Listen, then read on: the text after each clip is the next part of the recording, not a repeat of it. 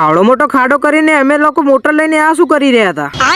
તો જય માતાજી મિત્રો, આપણા 30 દિવસમાં 5000 ફોલોવર કરવાનો આજે છે 16મો દિવસ અને આજે હવારમાં સૂત્રોથી જાણવા મળ્યું હતું કે અમારે પાણીની પાઇપલાઇનમાં થઈ ગયા હતા થોડા ઘણા લોચા, એટલે અમે 3 બંકા આવી જઈએ છીએ પાઇપલાઇનને હમી કરવા માટે. અમારી પાણીની પાઇપલાઇનમાં અચાનકથી પાણી આવવાનું બંધ થઈ ગયું હતું. પછી બધો સામાન લઈને અમે આવી જઈએ છીએ પાઇપ જોડે. ઘરેથી મોટરનો વાયર લંબાઈ દઈએ છીએ કારણ કે ચાલુ કરવાની હતી મોટર. લાઇટનું કનેક્શન બધું કરી દઈએ છીએ તૈયાર અને પછી ઘેરથી પાવડા લેતા આવીએ છીએ ને ગોદવા લાગીએ છીએ ખાડો. સાહિલ પાવડો લઈને ગોદવા લાગે છે ખાડો.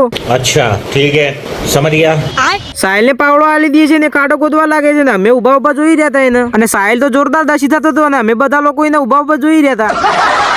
અને ત્યાર પછી સાહિલ ખાડો બાડો ખોદીને કરી દે છે તૈયાર અને પ્રવીણે મોટરમાં કરતો તો પાઇપ ફિટ. પછી પ્રવીણ મોટરમાં પાઇપ કરી દે છે ફિટ. ત્યાર પછી મોટરમાં આલી દે છે લાઇટનું કનેક્શન અને મોટરની સ્વિચ ઓન કરી દે છે ને ખેંચવા માંડે છે અમે પાણી, પણ પાણી તો આવતું જ નતું.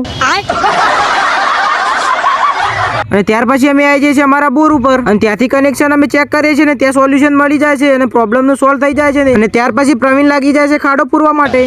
આખી વેળા સવારના કોમમાં ગાલ્યા પછી અમે આવી જઈએ છીએ અમારા નવા ઘેર કારણ કે ચાલતું હતું ત્યાં અમારે પ્લમ્બિંગ નું કામ. નવા ઘેર આવીને જોતો તો કોમ અને આ બે તો અમારા બાથરૂમ નું ધાબુ તોડી રહ્યા હતા. ભોય નાખવાનો તો ઈરાદો નહીં અમનો. શાંતિથી બેઠો તો હું મારા નવા ઘેર ને આ બે જણા અમને હું જોઈ રહ્યા હતા. लेकिन ये साला कर क्या रहा है यहाँ पे? ઓહો, આ તો ખેતરમાં નખાતું હતું સોણિયું ખાતર અને આવું બધું ટ્રેક્ટર નું કામ ચાલતું હોય ને આપણે જોવાના બેચ એવું બને જ નહીં એટલે આપણે પણ ઠાબન બેસી જઈએ છીએ જોવા માટે. અને આપણા 30 દિવસના ચેલેન્જના 16 દિવસ પૂરા થઈ ગયા છે પણ હજુ 1000 ફોલોવર પણ પૂરા નથી થયા અને આપણે 30 દિવસમાં 5000 ફોલોવર પૂરા કરવાના છે એટલે તમારા લોકોનો ખૂબ જ સપોર્ટની જરૂર છે અને લાઈક ફોલો કરતા જજો.